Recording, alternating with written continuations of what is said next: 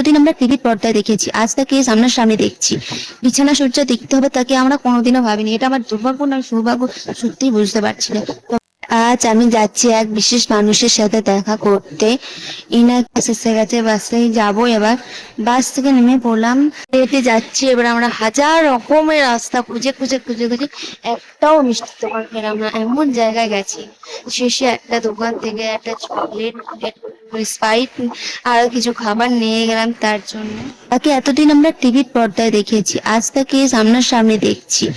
বিছানা সজ্জা দেখতে হবে তাকে আমরা কোনোদিনও ভাবিনি। এটা আমার দুর্ভাগ্য না সৌভাগ্য, সত্যিই বুঝতে পারছি না। তবে তার শরীরটা খুবই খারাপ।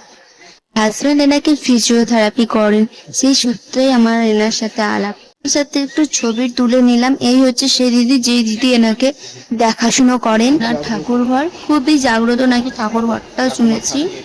ইনি কত অ্যাওয়ার্ড পেয়েছে, কত সুন্দর অ্যাওয়ার্ড। কোনোদিনও ভাবতে পারিনি এই অ্যাওয়ার্ড গুলো আজ আমি সামনাসামনি দেখতে পাবো, তাও এনার বাড়িতে এসে।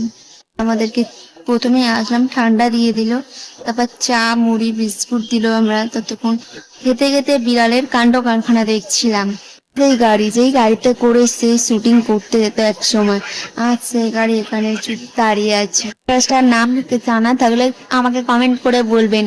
ততক্ষণ আমরা সাবস্ক্রাইব করে দিন। টাটা।